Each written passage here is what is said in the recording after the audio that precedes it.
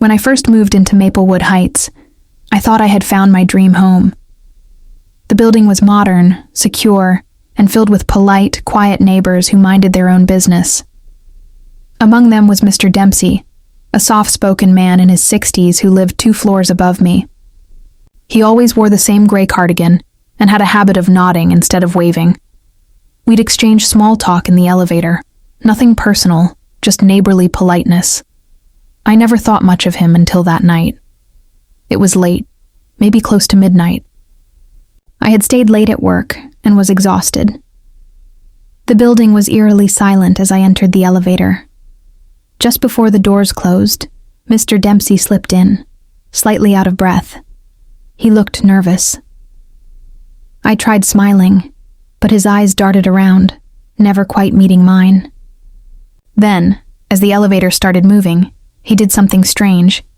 He handed me a folded note, his hand trembling. "Don't react," he whispered. My heart skipped a beat, but before I could ask anything, the elevator stopped on his floor. He quickly stepped out and muttered, "Trust me." The doors shut behind him before I could speak. My hands were shaking as I unfolded the note. The words made my blood run cold. "Get out of here if you want to live." My first thought was that it was a sick joke. But something in his tone, the urgency, the fear, made me hesitate. The elevator kept moving, and my reflection in the metallic wall looked terrified. I hit the emergency stop button, but it didn't respond. That's when I decided to take his warning seriously. I pressed the next floor button, the doors opened, and I ran out without looking back. My heart pounded as I rushed down the emergency stairs, out of the building, and into the cold night air. 10 minutes later, the sound that followed will never leave my mind. A deafening explosion shook the ground beneath my feet. When I turned back, thick black smoke billowed out from the upper floors of Maplewood Heights. I froze. That was my building. My home. People screamed.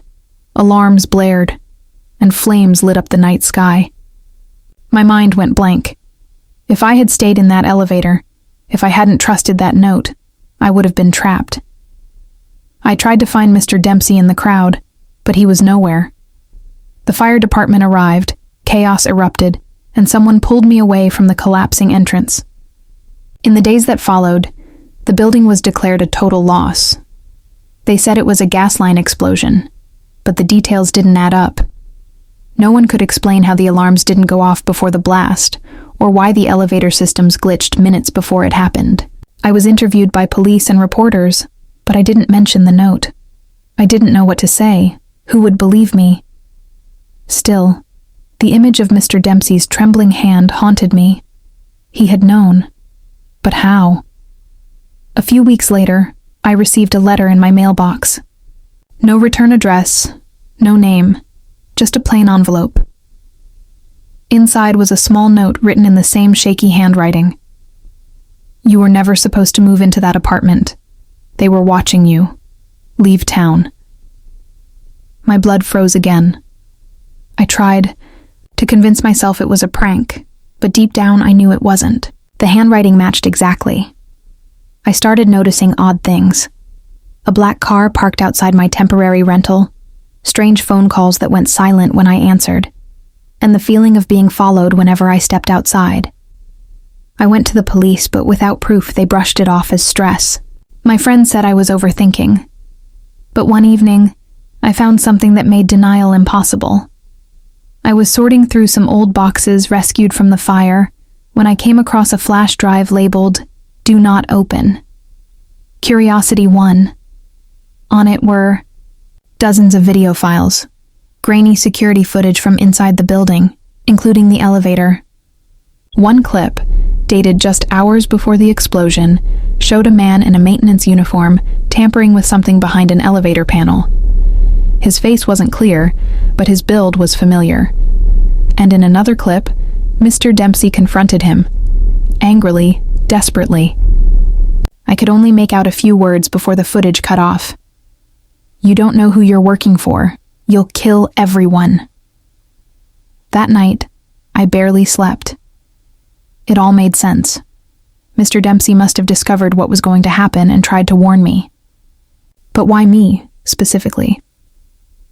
The next day, I decided to visit the hospital where some survivors had been treated, hoping to find him.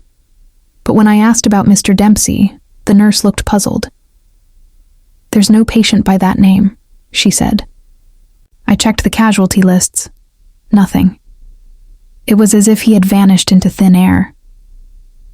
Months later, I moved to another city. I tried rebuilding my life, telling myself the past was behind me. But one rainy evening, I found another envelope slipped under my door. Inside was a note. No signature, no address, just one line. "You still don't understand. It's not over." My hands trembled as I looked out the window, half expecting to see that same gray cardigan in the shadows. But there was only rain. Still, every time I step into an elevator, I can't help but glance at the buttons, waiting for someone to hand me another note. Because deep down, I know, whatever happened in Maplewood Heights wasn't an accident. And the person who tried to save me might still be out there, watching.